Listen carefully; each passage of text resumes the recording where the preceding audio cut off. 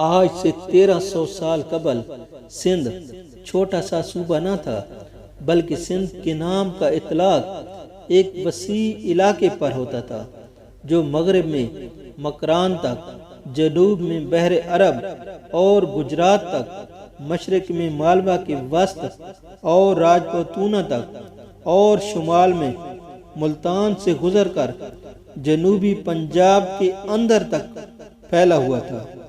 اس زمانے میں مسلمانوں کی حکومت مکران تک وسیع ہو چکی تھی۔ سن 75 ہجری میں حجاج بن یوسف کو مشرقی ممالک کا حاکم اعلیٰ بنائے جانے سے قبل گو کہ سندھ کے سرحدی علاقوں پر مسلمانوں نے اکا دکا حملے کیے تھے، لیکن ان کا مقصد ڈاکوں کی سرکوبی تھا، باقاعدہ فوج کشی نہیں کی گئی تھی۔ حجاج بن یوسف نے سعید بن اسلم کو مکران اور سندھ کا حاکم مقرر کیا۔ اسی زمانے میں ایک قبیلہ بنی آثار اپنے سردار محمد علافی یا الفی کے ساتھ عمان کے راستے سندھ میں آ کر آباد ہو گیا۔ اس نے سندھ کے راجہ دیر کی ایک لڑائی میں مدد کی۔ راجہ نے سرحد مکران کا ایک علاقہ اس قبیلے کو دے دیا۔ سعید بن اسلم نے کسی جرم پر اس قبیلے کے ایک فرد کو سزائے موت دے دی۔ اس پر قبیلے والوں نے سعید کو قتل کر کے مکران پر قبضہ کر لیا۔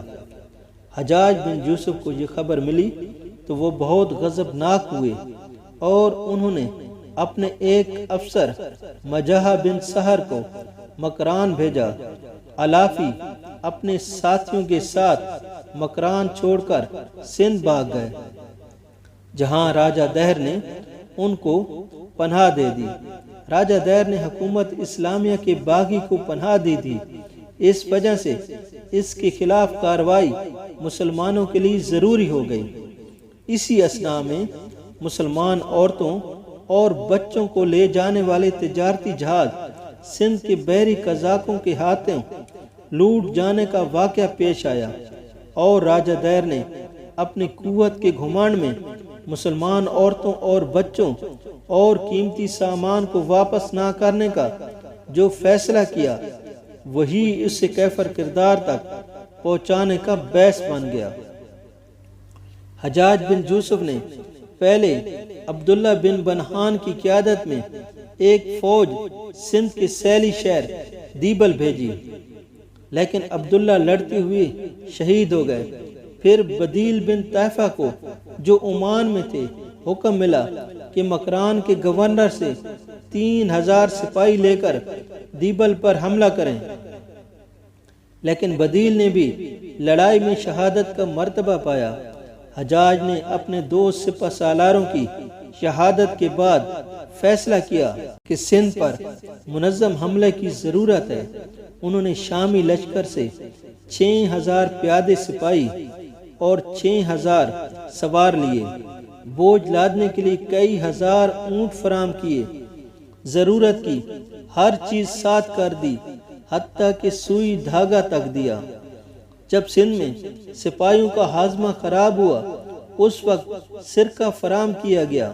حجاج نے روئی کو سرقہ میں بھگو کر سائے میں خشک کروایا اور پھر اس روئی کے گٹھے بندھوا کر جہازوں کے ذریعے روانہ کیے، تاکہ جب بھی سرقہ کی ضرورت ہوئی روئی تار کر کے اسے چھان لیا جائے۔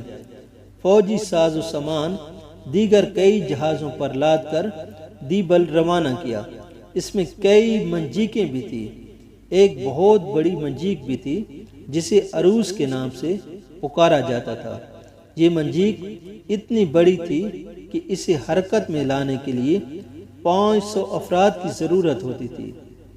حجاج بن یوسف نے سندھ پر فوج کشی کے لیے اب نوجوان محمد بن قاسم کا انتخاب کیا تھا۔ یہاں سے محمد بن قاسم کی زندگی کا ایک نیا باب واہ ہوتا ہے۔ یہ باب جہاد فی سبیل اللہ سے عبارت ہے، فتوحات اور مارکہ آرائیوں سے معمور ہے، مفتوح باشندوں کے تشکر امیز آنسوں سے لبریز ہے۔ وہی باب جس نے محمد بن قاسم کو فاتح سندھ کا لقب عطا کیا۔ در حقیقت وہ محض سندھ کے فاتح نہیں تھے بلکہ سندھ کے تمام باشندوں کے دلوں کے فاتح تھے۔ انہوں نے مفتوح عوام کے دلوں کو اپنے حسن سلوک سے تسخیر کر ڈالا اور صرف 3.5 سال کے عرصے میں عوام کو اپنا اس حد تک گرویدہ بنا ڈالا کہ لوگوں نے ان کا مجسمہ بنا کر عقیدت اور احترام سے اپنے پاس رکھ لیا۔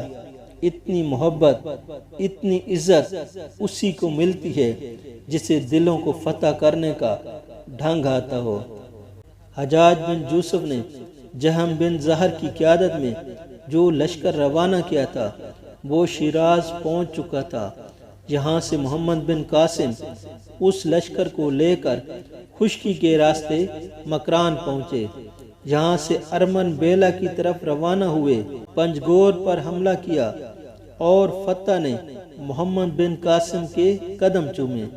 اس علاقے میں یہ پہلا مقام ہے جہاں محمد بن قاسم کی فتح کے نشان ثبت ہوئے۔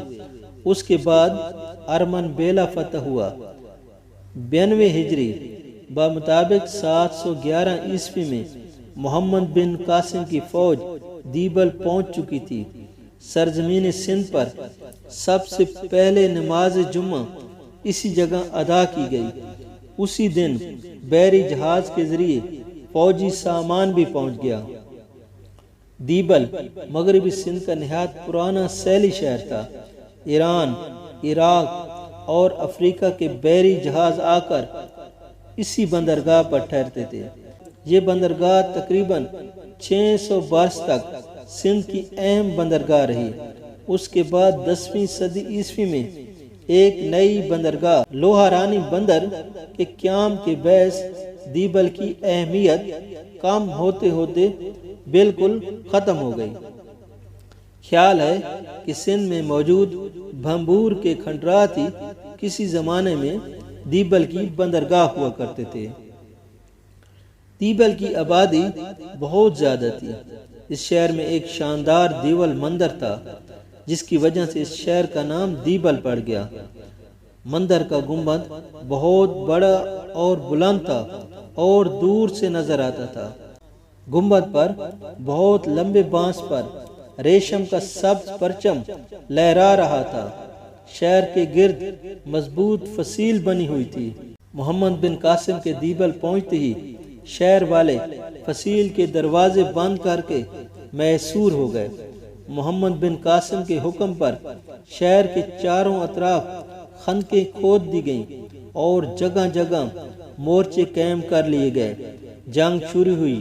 فصیل کئی مقامات پر منہدم ہو چکی تھی لیکن شہر فتح نہیں ہو رہا تھا۔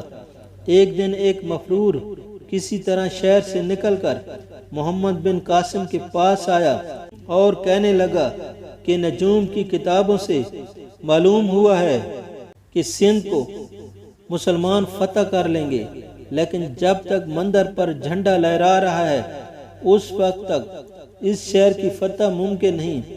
آپ کوشش کریں کہ مندر پر لہرانے والا پرچم گرا دیا جائے۔ حجاج کو یہ اطلاع ملی تو انہوں نے پیغام بھیجوایا کہ انہیں مندر اور اس کے پرچم کی اونچائی سے آگاہ کیا جائے۔ اطلاعات ملنے پر انہوں نے ہدایات بھیجوائیں کہ منجیق کو کس زاویے پر استعمال کیا جائے۔ محمد بن قاسم نے منجیق چلانے کے ماہر جعونہ سلمی کو حکم دیا کہ مندر کے گنبد پر لہرانے والے پرچم کو نشانہ بنائے۔ دیبل پہنچنے کے 9ویں روز طلوع آفتاب کے ساتھ ہی سنگ باری شروع ہو چکی تھی۔ منجیق نے اپنا کام کر دکھایا اور گنبد ٹوٹ گیا۔ گنبد کا ٹوٹنا تھا کہ دشمن کے حوصلے پست ہو گئے اور وہ شہر سے باہر نکلنے پر مجبور ہو گئے۔ محمد بن قاسم کی فوج نے زبردست یورش کر کے شہر پر قبضہ کر لیا۔ شہر پر قبضے کے بعد محمد بن قاسم نے زمین کے قطعات مسلمانوں میں تقسیم کیے۔ حمید بن وداع کو شہر کا افسر اعلیٰ مقرر کیا اور شہر میں ایک خوبصورت مسجد تعمیر کروائی۔ یہ سندھ میں تعمیر ہونے والی پہلی مسجد تھی۔ محمد بن قاسم نے جنگوں میں حاصل ہونے والے مال غنیمت کا 5واں حصہ سرکاری خزانے میں داخل کیا۔ ارمن بیلا کا مال غنیمت فوجیوں میں تقسیم کر دیا۔ دیبل فتح ہونے کی خبر راجہ دہر کو ملی تو اس نے اپنے بیٹے جے سینا کو حکم دیا کہ دریائے سندھ عبور کر کے برہمان آباد چلا جائے۔ برہمان آباد ضلع سانگڑ کے اس علاقے میں تھا جہاں اب منصورہ واقع ہے۔ خیال ہے کہ اس شہر کے کھنڈرات آج بھی تحصیل سنجورو کے قریب پائے جاتے ہیں۔ جے سینا اس وقت نیرون موجودہ حیدرآباد کا حکمران تھا۔ ادھر محمد بن قاسم نیرون جانے کے لیے سیسم کی طرف روانہ ہوئے۔ سیسم سے نیرون کوٹ کی طرف بڑھے جو دیبل سے تقریباً 75 میل دور ہے۔ 7ویں دن نیرون کوٹ کے باہر بروری کے میدان میں پڑاؤ ڈالا۔ گرمی کا موسم تھا، پانی کا میلوں دور تک پتہ نہ تھا، سخت تکلیف تھی۔ محمد بن قاسم نے فوج کو نماز استسقاء کا حکم دے دیا۔ نماز کے بعد محمد بن قاسم نے دعا مانگی، اے گمراہوں اور پریشان لوگوں کے رہبر، اے فریاد کرنے والوں کی فریاد سننے والے، میری دعا کو سن۔ اللہ نے مجاہدین کی دعاؤں کو قبول فرمایا۔ رحمت خداوندی جوش میں آئی، بادل گھر کر آئے اور موسلادھار بارش سے ہر طرف جل تھل ہو گیا۔ بروری سے اسلامی فوج نیرون پہنچی۔ وہاں کے بدھ مذہب کے پیروکار حاکم نے پہلے ہی حجاج کو اطاعت کی یقین دہائی کرا دی تھی۔ انہوں نے فاتح سندھ اور اس کے لشکر کی خوب او بھگت کی، تحائف دیے۔ نیرون میں بھی محمد بن قاسم نے ایک مسجد تعمیر کروائی۔ یہاں سے 90 میل دور بہرج پہنچے اور وہاں سے سدستان یا سیوستان، جسے آج کل سیون کہا جاتا ہے یا سیون شریف کہا جاتا ہے، یہ سندھ کا مشہور شہر ہے۔ سیوستان والے قلعہ بند ہو کر بیٹھ گئے۔ 1 ہفتے تک جنگ ہوتی رہی، یہاں تک کہ سیوستان کی فوج لڑائی سے جی چرانے لگی۔